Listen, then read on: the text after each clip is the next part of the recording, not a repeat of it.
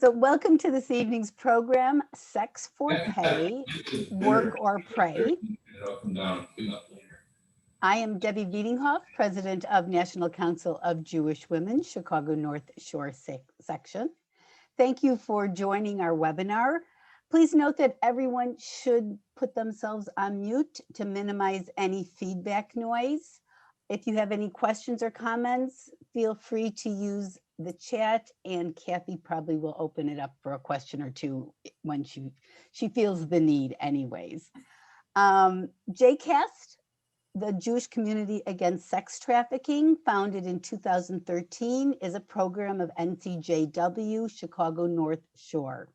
JCAST was created to educate and engage those in Chicago and surrounding communities in sex trafficking prevention.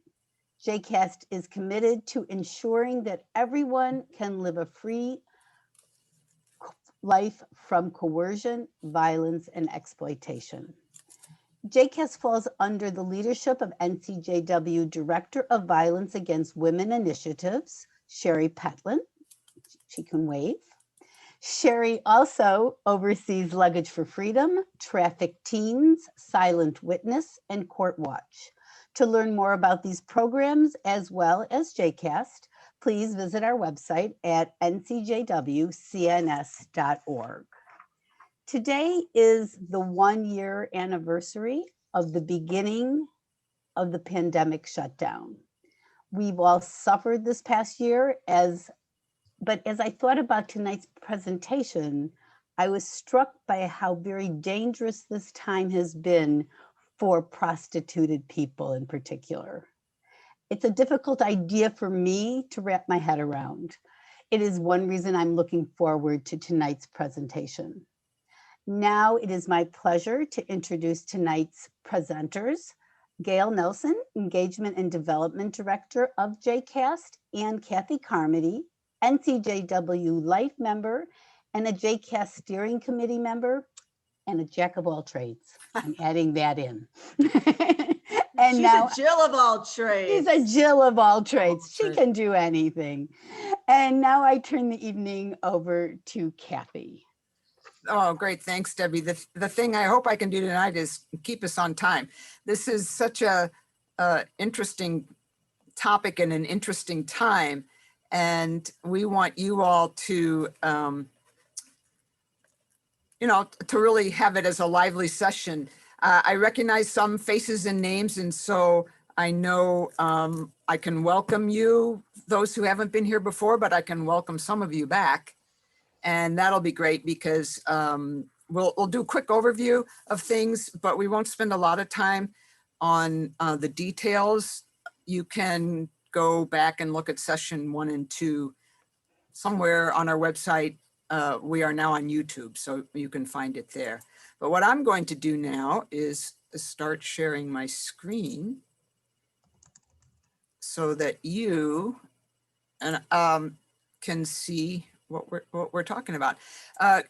Gail and Melissa and Debbie and everybody, they're all going to help out with chat. So if you have questions or comments, please feel free to put them in there. You can put them to everyone. You can put them to Gail, whatever you'd like to do, because we do want this to be interactive. So sex for pay, right? Is it work? It's a topic that we don't spend a lot of time discussing in any depth whatsoever. Is it work? Is it a livelihood? Is it a form of slavery? As we said in our other 2 programs, slavery has existed in many forms over the millennia. As Jews, we know that Passover celebrates the story of the Exodus from Egyptian slavery. And in the US, we fought a civil war over slavery. So we consider sex trafficking, prostitution, a modern form of slavery, and we hope that it too can be ended. It's a big wish, and what we hope we can do at JCAST is help impact that. But as you'll see tonight, there's a lot of questions regarding consent between individuals in high school, right? We've talked about that in terms of healthy relationships. When we talk about it for the situations we're going to discuss tonight. That's why it's work or pray. If we make it gray, you can't really see it. The question is, how cut and dry is this? And one of the things I think you'll find tonight is that arriving at clear answers is not always easy. This is the third of 3 virtual sessions. How many of you, a show of hands, tell me, Gail, how many people were at one of the other ones? A few? That's cool. It looks like a few. We have a lot of people that aren't don't show that aren't on video, but it looks like there's quite a few. And we welcome you all back. Absolutely. Thank you. And just like we said before, this can be a heavy topic. It can be a triggering topic for people. So you do what you need to do to feel comfortable, especially when we get into, I imagine everybody here has done the small group thing in Zoom, and we decided to do that tonight as well so that we can really get into some nitty-gritty of some situations. So we'll try to answer any of the questions you have as we go. And, you know, Gail and I like to have little quizzes. So it's also a good way for you to find your chat and make sure you have that handy and then you got your cursor in it. So pull up your chat, and we're going to do these quickly because we want to make sure we spend as much time as possible in the heart of the program.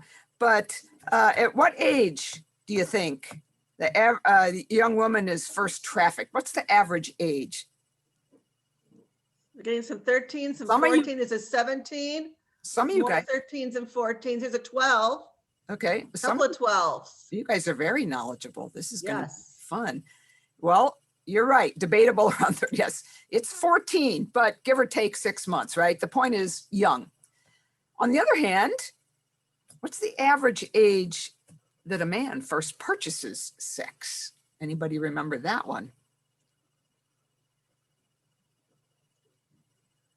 We're getting all over the place on this one. 50, there's some 20s, there's a 30, couple of 30s. Ah, you guys are way off. 30s. There's a 16 that came through, some 30s and 20s. We're all over Really? the place on this one, Kathy. What 16-year-old has the money for that? Anyway, so the average age is 21. Do you remember what percentage of locked out or runaway teens are trafficked within 48 hours of leaving home? So for whatever reason, they could be locked out or running away, whether in a lot of cases, the LGBTQ youth end up being locked out or run away because they're not having great relations with their family.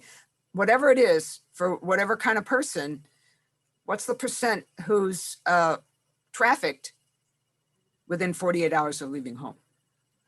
There seems to be a lot of questions about this. We're all over the place. Yeah. It turned out to be a third. It's about a third of them.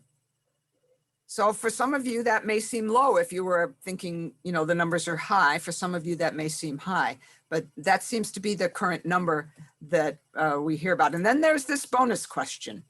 So some of you, the NCJW folks, may know this. What's the name of the Jewish sex trafficking ring that brought women from Central and Eastern Europe to Buenos Aires, starting in the 1870s and going all the way to 1939 when Hitler came to power? So there were generations of Jewish sex traffickers taking girls from Central Europe to, if you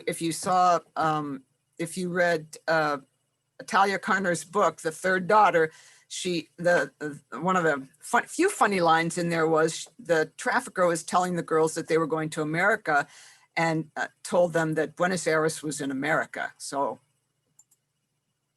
Zvi Migdal, you can look it up. It's great history to read. It also helps you see the history of that whole time period in Europe. So we also like to try and connect things we do with NCJW because we had a book group on this. So when we do programs, we try to hook everything together. All right. So tonight, we'll make sure you know what JCAST is. Debbie mentioned that a little, so we don't have to say too much about that. We will do a sex trafficking and consent brief review, even though those other 2 programs went into more depth, just so that you have a baseline if you haven't been with us before. And then we're going to spend the time talking about sex for pay. You know, is it work or is it prey? But we're not going to really get into this full debate on whether prostitution should be completely legal or not. It's legal in Germany. It's partly legal, like even here in Illinois now. The trafficked women are no longer, charged with felonies. So the punishment, I guess, has been reduced a little bit. But the Norway model, which is called the equality model. So we're not going to really debate that, because what we're really focused on is helping you identify risks to people you know and having you increase your comfort level talking about healthy relationships so that the youth don't even get anywhere near this trade. That's pretty much our focus. You can go online and see the debate about legalization or not, between here and forever. And that's really not what we're focused on. We're focused on helping you figure out how you want to think about this. Here's NCJW. We are one of the oldest faith-based women's organizations in the country, started here in 1893. I think Debbie said that JCAST started in 2013. Primarily what we focus on is advocacy, education, and community service, and we're doing the education part tonight. Did we introduce ourselves, Gail? Should we do that? I'm Kathy Carmody. I spent most of my career in human resources and in leadership development and organization development because I thought that the higher up people got, mostly men, of course, in management, the more they forgot how to be human beings. And so I felt like my role was to help them relearn how to be human beings. I've been a volunteer all my life, been with NCJW forever. And I'm also on the board of Between Friends, which is a domestic violence agency in Chicago. My focus is on helping women and families and bringing powerful conversations to the world. Gail. Yeah, thanks, Kathy. So I've spent most of my career partnering with women and many of them have had criminal backgrounds. And what I've realized while I've partnered with them is how many of them have been caught in one way or another in sex trafficking. And that's how I began my journey learning about it. And that's why it's so important to me in creating second chances. So welcome, everybody. So we're going to do the one minute version of what human trafficking is, where you would see that where it says the MBA of domestic violence, DV stands for domestic violence, where you would think that would be between two people, say in a house. The MBA version of this is the 99 billion with the B dollar business of human trafficking. It's only what, second behind, I think guns and drugs were tied, right, Gail, or something like that. And next on the list is human trafficking, and it's a big business. The perspective that we have is that sex trafficking, prostitution, is commercialized domestic violence. And so in our lengthier presentations, we do talk about, we show a 1 minute video from Polaris that overviews how sex trafficking operates in like 25 different businesses, all the way from hotels to hospitality to construction. So we want you to understand that this is about business and power, much more than sex. So from the sort of federal legal definition, excuse me, it's about the recruitment and transportation of persons by force, fraud, or coercion. And the force is definitely force. So we tend to think about people being whisked off the street. You see that like in the movies, right? And that is definitely an issue. That's not really the predominant source, shall we say, of the people who are prostituted. Fraud is a huge source, and so is coercion. And both of them are, if the person is under 18, it's automatically a bad thing and automatically going to be problematic. But once we get to the 18 age, that's where we start having the conversations around, gee, is this person doing this willingly? Is there consent? So if the victim's under 18, there's no need to show any of these three things because it's automatic if basically the person is a child under 18. And the main point is it's for economic exploitation. That's where the dollars come from. And we'll talk a little bit more about that later. It's a transaction.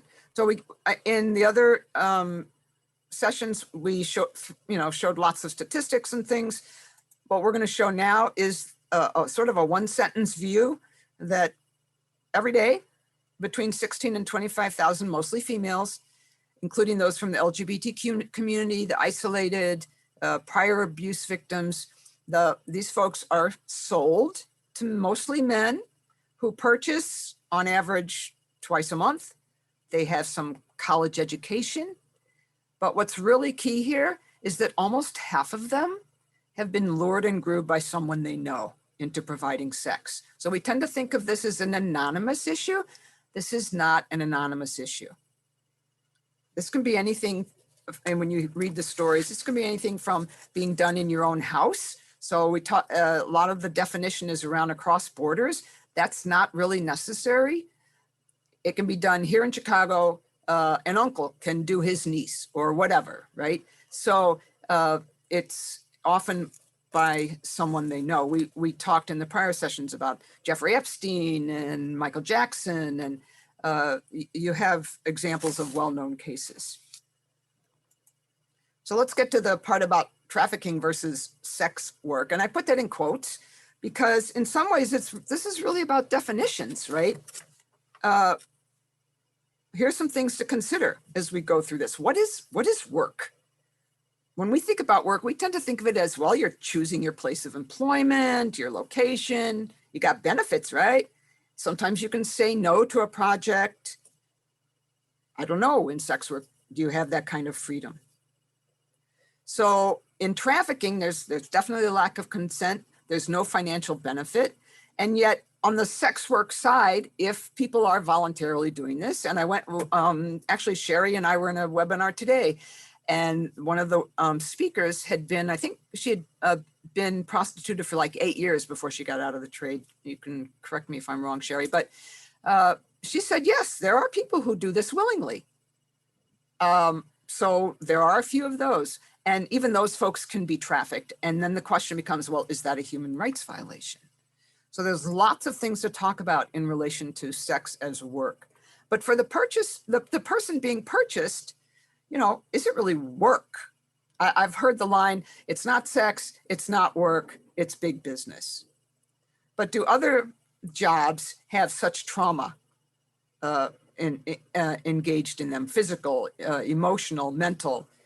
And is this consensual in terms of mutually satisfying sex, which we've sort of talked about in our prior programs when we talked about healthy relationships? Is freedom being limited? These are things for you to think about as we go through the situations tonight. And yet for the buyer, the purchaser, who are mostly men, why are they purchasing? Do they know where the money goes when they give the money? And really, do they even care? Do they have a responsibility to ask? And then for me, it's really interesting to think about as we talk to men who say, hey, you know, if I take a woman out for dinner and I exchange some goods and services and she gives me sex, what's wrong with that? How do they understand the mental and physical trauma of prostitution, if they even think about it at all? So we tend not to think about things that we can't see. And so calling it work is really normalizing the sex trade. And, you know, for us, it's a big business. So one of the things that we've said every time in these programs, we're not trying to foist our values on you. We want you to figure out what your values are and what you want to share with your children and grandchildren. But for us, this is a sex trade, and we don't believe that people should be sold like sacks of potatoes. So that's where we come down on that. Tonight, what we're going to do is hopefully help you identify some of the issues in sex trafficking and decide, as well as the issues in the relationships and in the stories that we'll read, so that you can decide your position or your positions on them, and then give you a chance to figure out how you're going to speak about some of these things, because that's what partly you'll do in the small group. So here's what we're going to do. So be prepared, guys. You're actually going to participate tonight. It's not just listening. Get your water handy. I got my Cardinals mug here for all of you Cub fans, you know, so be prepared. So those of you who were here before, you may remember that we used the story of Maggie from Highland Park last time. We're going to use that as a group example. We're going to go through that. I think Debbie volunteered to read because Gail and I know it so well that we think we might read it not very well. So then we'll discuss that, and we'll put you into some small groups randomly and give you a situation which should eventually come up as a link in your chat so that you can go there. And we'll share you that in a minute. And then we'll come back. We'll give you about 10 or 12 minutes in that room. And then we'll come back as a group and debrief some of these things and figure out what's working for you, what's not, what questions you have. And then we'll have some final thoughts on discussing relationships and consent. But before we do that, I don't know if you remember I think it was last time we talked about the power and control wheels, which don't worry about if you can't see this, because each page that you have in your room will have the one on the left on it. What we want you to basically look at is categories and make some distinctions around different types of power and control issues so that when you are talking with colleagues, friends, family about these issues, you will have some of them pop up in your head and you'll be able to articulate them better. So that's the one on the left is pretty standard. The one in the middle is called teen power and control. We spent a lot of time talking about, of course, working with youth. So this wheel would be one that could be used for like junior and high school students because it's, for instance, the whole economic abuse piece is really not on there. They don't have a lot of cars and money and houses and children. And so they adapt this to the lives of teens. The other interesting piece around this is now you're seeing more what they're calling an equity wheel, so that it's not so negative, that in a sense, it's a way to talk positively about what you want positively in relationships. And if you look on the left where it says using privilege, one of the things we're going to also talk about tonight, or hint at anyway, is how the language has been changing. Where it says using privilege, the early models of this used to call using male privilege. And then the world said, wait a minute, men aren't the only ones here. LGBTQ folks are involved in all of this. So now it's using privilege. And if you look at the middle one for the teens, it's also using social status. I mean, what do you want more in high school than to be, sort of top brass, right? Or top of the heap. So status is very important. And status then is an area of power and control that can be used as well. So it's just to help give you a sense of categories, as well as to know that the language is constantly being updated and changed. And so even in, heterosexual relationships, the women exert control. I remember one time when I was working the crisis line. I'm 40-hour trained, so I can work the crisis line at the agency. And I did have, there were men who would call. They would be gay, but they would also be in marriages with women who were abusing them. So you kind of got to be prepared for everything. All right, Debbie, what we're going to do now is, if you remember your trafficked teens, these are true stories. Debbie's going to read it out loud so you can follow along or listen. And then we're going to sort of discuss this as a group. We'll see if we can do it. I can't see how many of us there are. So maybe Gail or somebody can tell us whether or not we do it verbally or in the chat, but we'll ask you the questions that you're going to use when you break out into the rooms. So go ahead, Deb. Okay. Maggie, age 16, from Highland Park, Illinois. Maggie met Brock, a boy from Milwaukee, Wisconsin, at the local mall. For several weeks, Maggie and Brock exchanged text messages and eventually started dating. Maggie adored Brock and introduced him to her parents. They adored him too. Brock invited Maggie to Milwaukee to meet his parents. When Maggie arrived, Brock picked her up and suggested they go to his favorite restaurant for dinner. The restaurant turned out to be a dancing bar owned by Brock's friend. Brock invited Maggie to dance and then showed her to a private room. Brock convinced Maggie she was choosing to have sex with her bar guests because it made Brock happy. That night, Maggie lost track of the number of men she had sex with. All right. Is this trafficking, you guys? Let me see a show of hands. How many of you think this is trafficking? Or put a hand in the chat or whatever. And maybe you want to enter in the chat why or why not if you think it's trafficking. Tricked? Or do we want to you maybe unmute yourself and somebody can talk? I think we're doing okay for a minute or so, right, Gail? So the first question you're going to answer is. So I'm hearing that she was coerced. She was tricked into doing it. There's a lot of people on the belief it was coercion. Okay, that's cool. And she was lured into the environment where she had no control.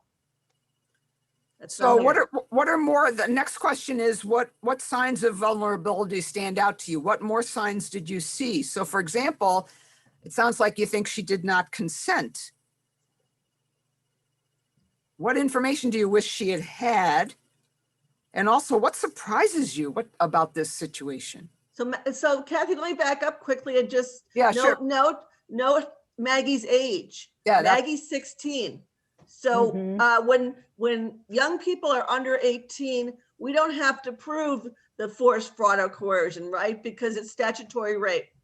So for the first point, we can just talk about the fact that once there was any type of sex then it was trafficking, right? But then let's push the age a little bit so that Maggie's 19, and then we would go back to the need to prove the force, fraud, and coercion. Go ahead, Kathy. Sorry to interrupt. Oh, no, that's not interrupting. That I want you to say that and keep going. So, good. Somebody's asking how old was Brock. Okay. What other questions are you guys noticing? So I like Amy. He got her to trust him, and then he pimped her out. Right? Over time. Now, of course, we don't know how much time right? But the point is, remember we talked about almost half of the victims and survivors know their trafficker. So, I mean, heck, her parents met him, right? So did your antenna, what makes your antenna go up? What would make your antenna go up as a parent?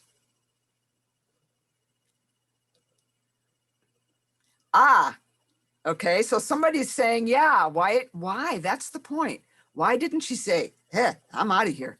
Like the people are saying about Governor Cuomo, right? Some are going, hey, get your hand off my back. So the point is, some people do and some people don't. And part of the purpose of these 3 sessions is to give you the courage to teach your children to say, hey, if your antenna go up about something not being right, you need to say something, and giving them some language and some ways to get out of this so that this doesn't happen to them. All right, other questions or comments? Because what we want to do now is put you into groups of, I guess 4 is probably what we're going to do. Then you can talk more that way. And you're going to, I think he put something in a drink. Yeah, yeah, sure. The drug and the addiction is exactly one way that it gets carried out. So we'll talk about that. We'll keep going. You'll see some different examples and we'll come back together. I guess Gail's going to put the link in the chat. Melissa's going to work on getting everybody into a room randomly. You're either going to be in a Rachel room, a Daniel room, a Mackenzie, or a Steve room. Feel free to introduce yourselves because, most people like to know who they're talking with and where you live. Click on that link, choose the file, choose the page that corresponds to the name of your group.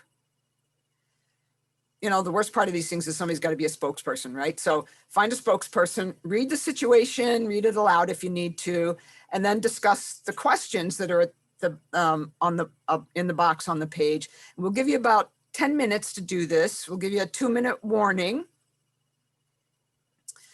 All right, everybody's back. Everyone's coming back. Great to see everybody. All right.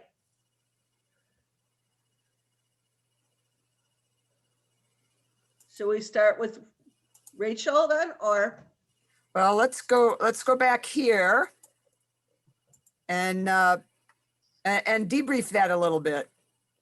So if you were a spokesperson or you want to share something from your group, there were what, 2 Rachels and everything else was a 1?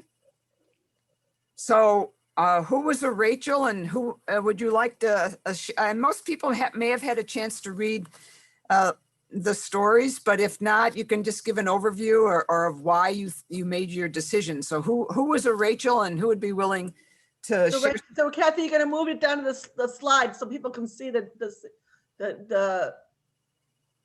situation, right? Yeah. There we go. I have to admit, in our group on Rachel, we were just beginning chit-chatting about it and didn't even get to decide who would to speak. So just put your ideas in the chat, or, Okay. or tell us what you thought. Yeah, so everybody, so then, feel free to put things in the chat if you like. That's fine too. Well, we were the other Rachel, and we got through it for a little bit. So she was a 16-year-old girl, so we decided that yes, this was sex trafficking, just due to the fact that she was 16, and she made herself vulnerable by sexting pictures to her boyfriend, who then, after they broke up or had a fight or got angry with one another or something, he then shared them with other people, which caused her to be vulnerable. And then this other person came along, and James, and acted as he was her friend and wound up pimping her out too. So she was, I think she was, she did not, was not necessarily consensual, because he just kind of forced it all upon her. And then we started talking about how the sexting is becoming a norm for online dating, which surprised me. Yeah, any other things that anybody That's wants about to? all we had. That's great, though. What surprised you guys about the situation? Anything? I was surprised at the lack of social support she had from healthy role models. So I thought less about her engaging in the sexting and more in the lack of attention she was receiving, which isn't always unhealthy attention. Simply sexting is just a means of asking for attention when you don't really know the most appropriate way to do so. Great. that was true. Anybody else? We didn't say this, but I'm also struck by her loss of voice, that she wasn't comfortable with it, but didn't apparently know how to use her voice to say no. Yeah, exactly. Oh, that's great. That, Yeah. boy, that's exactly what we want to talk about and learn how to teach how to have a voice and how to say no. That's great. Carol Gilligan's work.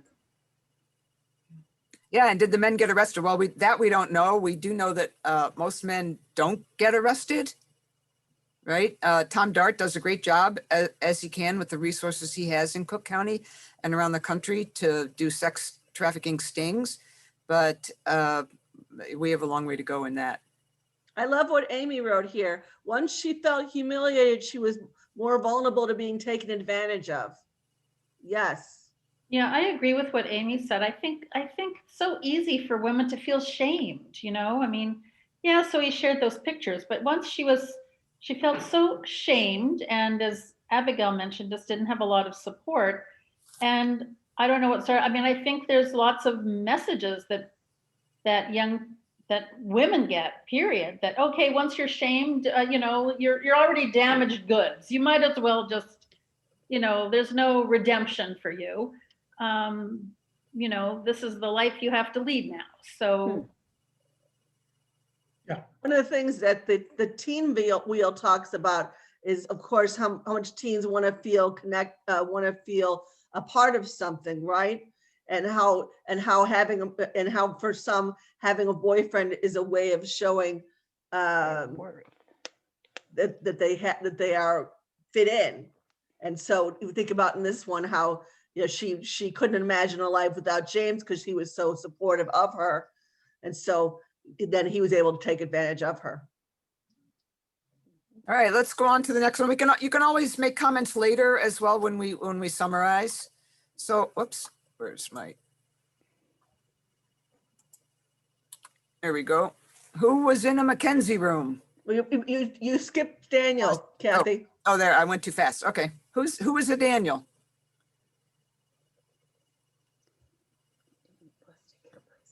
There was we were Daniels. So I'll just start speaking, and anybody from my group jump in, please. You know, we obviously we agreed that this is trafficking. Both boys are 15 years old, so definitely trafficking. And you know, we questioned, you know, if Seth, who is the one who lured Daniel into providing sex, if Seth was part of a sort of a pyramid or a ladder where Seth had to answer to somebody else and somebody else and somebody else up that food chain. You know, if, you know, Seth was collecting money from Daniel, a percentage from Daniel, and then that was one of our questions, you know, where does it end? And the other observation that we made with Daniel, the victim, living in several different foster care facilities, that he was vulnerable in a lot of different ways, probably because of, you know, lack of staff in being able to monitor and engage with the children there. Also, lack of training and awareness in how to even look for signs among those residents. And you know, we know that there's always going to be ways for a child to sneak out, find a way to, you know, do that. But I think you get to the heart of why that happens is because of a lack of training. Great. Any other comments or thoughts from anybody in the Daniel group? So here's an interesting question from Jill, and it kind of connected to my question was, what would everyone feel differently if Daniel was not 15 but 19? And and it kind of connects to what Jill says was if Daniel didn't have to pay Seth, do we think he would be sex trafficking or two boys with street smarts?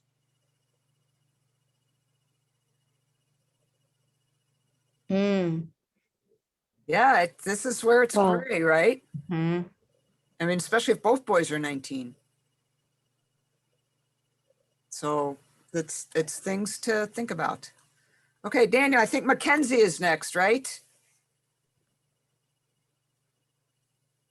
Who was in the Mackenzie? Yeah, foster care is a nightmare for sure.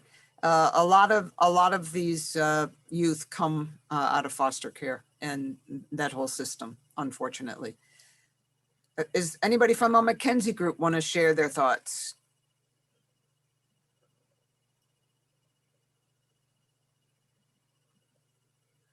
Do we know who was in the Mackenzie group? Are they still on?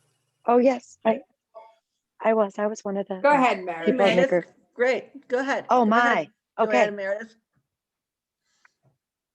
All right. Feel free to jump on in here with me. Is this trafficking? Yes. Right. We were in agreement right away, without a doubt. Because He's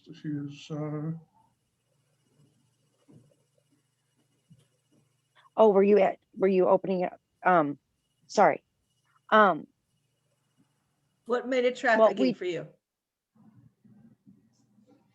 Oh, well, immediately, like with the idea of how it began to escalate, and that power and control. And even if she freely decided, to say, okay, I'm going to check this out. I trust you. I'm going to go check out this job. And then she was like, oh, I'm feeling good. I made the money because of that financial challenge, which made her vulnerable.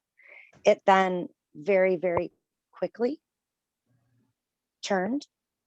Because I mean, even, the way that the language is, expected to dance, but then demanded. And for us, that escalation of violence and the power and control that creates was just another added layer. So it very quickly became apparent to us that it was definitely trafficking. So And Gail, please, other people chime in with me, help me out here. Yeah, so I mean, she was really vulnerable. She needed money and wanted to please him, wanted to please her. And so she was in a bad state, and he gave her an opportunity to make money. And it escalated. He provided her a home and a job, but then he manipulated her by making her do these things that she didn't really, she also didn't know how to say no. She got totally caught up in it and lost her independence, and it just got into a vicious cycle. if she's I mean, very well said. She had lost her independence. She would have lost her home. And then she essentially, was working for him or, his associates. So just all of that power and control, it just quickly, I mean, even the violence upon her family. I mean, it's. some people might ask, she's 20 years old, why doesn't she just walk away? And she came back, right? Right. Yeah. I think mental manipulation. Yep. Yeah. Yeah. I And I mean, think she was hooked. Go ahead. Totally. I know, and I always remind myself when why didn't she walk away? And I remind myself, why? Let's flip it, and why did he take advantage of her? Why did he choke her until she blacked out? And so it's that piece of that psychological, that hidden, that invisible, just that effect on you is. We can see that even in us wondering, why didn't she walk away? And after the incident, she did run away. And it also gets to what we can talk about a little bit as well, which is we always ask why they don't run away, when in fact, what we could also be asking is, why don't we teach men not to do this? Right? And that this is not appropriate. So And- Amy has her hand up. Go ahead, Amy. There's a foreign movie that I saw, and now I can't remember the name of it, but I'm sure it's on Netflix. But where a girl becomes close with a guy, they're living together, but he gets to know her mother and her little sister, and knows their financial situation and knows the age and all of that stuff, so that when he takes his girlfriend and starts trafficking her, the threat is always the hurting her mother and her sister, not so much hurting her. So that seems to be something that comes up over and over again, where they know so much about you. They know where those people live. They know how old they are. They know where they work. That's the cycle, right? That's the in domestic violence circles, it's called the cycle of violence, right? And it's very hard to break out of that cycle. And the question, of course, is where does she go too, since she was living with him too? So it's the question of where does she go? But if you go to Steve, because we've only got we can stay on a little bit if you want to keep going out. I want to do Steve in a minute and then really finish the program but we can stay and talk if you'd like. But who was in the Steve group and what are your thoughts about Steve?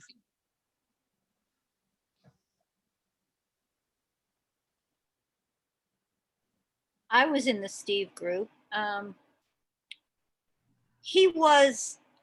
We didn't think this was trafficking, but we did think it was exploitation, intimidation, and financial and economic abuse. In a sense, it might have been, and we didn't say this in the group, but it could have been labor trafficking because Alex pressured to get the job at Target and to deposit the checks his account. So it wasn't sex trafficking, but it could have been labor trafficking. Good job, you guys. It was sort of it wasn't really a trick, but the point was to help you think about what's the difference and that occurs as well. And it's about, partner relations and how do you get out of these things? And how do you help people? How would you, if you were, the parents, how would you help Steve get out of this situation? Assuming Steve would even tell you, right? Right. And how as a parent, how do you ask questions to find out what's going on in these situations? So Mary, that was terrific. So I'm gonna rush through the end if that's okay with you. We can come back and talk about these. But as we said, it's not as clear as it sounds, is it? You notice that. Is it force? Is it fraud? Is it coercion? Is it consensual? You guys noticed a lot of the signs that are important to pay attention to. And it makes me wonder, has your opinion of paid sex work or prostitution changed at all as a result of either tonight or the sessions that you attended? Because we tend to blame the trafficked. Whom do you blame for this, right? Well, is it really an issue of blaming, or is it about a system where gender-based violence exists in our system for taking advantage of other people? So this is kind of where you come in. What we want in the education portion, of course, is to help change the conversation around the demand for paid sex. So if you think about relationships you're witnessing currently, do your antenna go up about anything? How eager are you to discuss consent and healthy relationships now with youth? I mean, you may be absolutely terrified after 3 sessions of this, and that's okay. But I got to tell you, we've been having some great feedback. We had an email from somebody who's actually an educator who said, I think it was the last session, that she had the courage to sit down with her 20-year-old son and have a conversation that she really didn't think she was going to have. And so that makes, for Gail and me and those of us in JCAST, that makes all of this worthwhile. If we can help, anybody have the courage to shift the conversation and to help young people have what you all called their own voice, which is really, to me, kind of what life is all about, right? Then, I mean, we're ecstatic about that. So Kathy, let me jump in. Amy's got her hand up. Go ahead, Amy. Is there any sex work that is like legal and consensual, like where you're over 21 or over 18, you don't have a pimp? Like, are there people who, I don't know whether they're call girls or they do this video stuff or whatever, and they get paid? Is any of that, 1, legal, and 2, not trafficking? I think that's the question, Amy. That's what we're leaving you with here today. Is that it's all very gray, and we can put all those different conditions in, but I think from what we're trying to show with those situations is those conditions change or they're very gray. And so we would argue that it may not be so easy to identify what it really is consensual, and more importantly, it's not really on us to identify that. It's on all of you to think about what you want to tell the young people in your lives about that. And the question is, why do they have to go there to do that? Well, you know, if there were economically viable alternatives for these women to survive without having to do that, most of them probably would not choose to do that, is right, is my guess.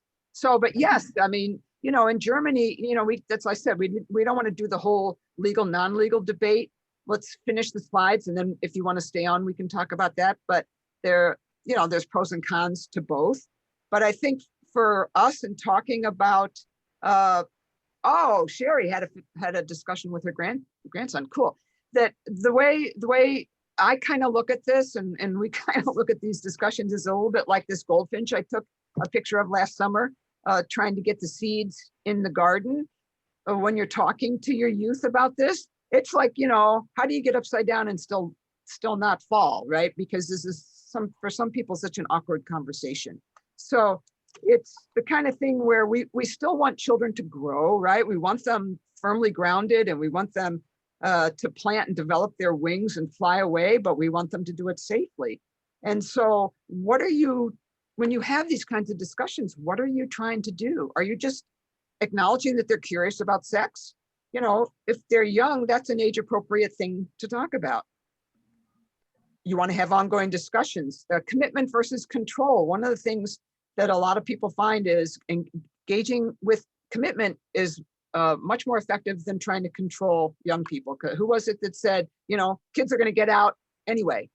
So you want to try and find another way to communicate. So what we're talking about is modeling positive language for interpersonal relationships, building your trust, and letting them know that you are there for them, and hoping that they know how to, you know, come to you when they need to. And then real quickly, you know, there is progress being made. Backpage, which was the biggest site online, was taken down in 2018, was the biggest prostitution site. And even in December, Pornhub, which is a huge site for pornography, took down 10 million videos that were unverified. And that was because Nick Kristof wrote an article in the New York Times about this. So there are a lot of people paying a lot of attention to this. And as we talked about earlier, it's also about language. When the organizations who are able to sort of what they call the off-ramp for the girls, the first thing that they learn is they are not prostitutes. They were being prostituted. So they're trying to even help shift their own mental image about themselves. And so language is also very important. But we still have this paradox, right? Men can buy, but women can't sell. That's still the kind of legal limbo we're in. So there's a site there that you can learn more about for partial decriminalization. It's a very thorny, upside down issue. And what we want to do is we can't solve that, but we can hope that over the 3 sessions this winter, we've given you some ways to think about how to have these conversations, and that we really helped give you some information about trafficking. We pointed you to some issues regarding vulnerability. You all were very observant about that, and that we help you build courage to have conversations that matter. So, you know, we really thank you for participating, and feel free to ask some questions. Women can't sell. Women are by far arrested more for prostitution than men are for soliciting.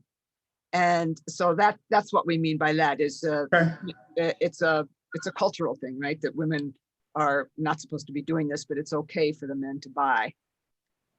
So stick in the chat what you thought about tonight's session or the 3 sessions, while we also share with you that, which we didn't know when we started this, was that Mary Bonnet, who I don't know if she's on tonight, but she's the playwright, and we're going to have I guess an event, a performance, where part of her 15-minute I guess monologue from one of her plays called Monger. She writes a lot about sex trafficking and domestic violence is going to be performed by Jamise Wright, who I think is in that picture. She's an artistic associate at Her Story Theater, and she is the lead in the original, was the lead in the original Monger production. And then after the performance, Mary and the panelists are going to explore the impact of men's participation in domestic sex trafficking and how it affects, lives and families. And so be prepared, because this will also contain adult content and mature themes. So thank you so much. We're happy to stay on if you have questions or comments. And then I think there's a poll. We'd love to, especially for you NCJW members, we just want to find out how you want to proceed moving forward. So thanks so much for your participation and your questions, y'all.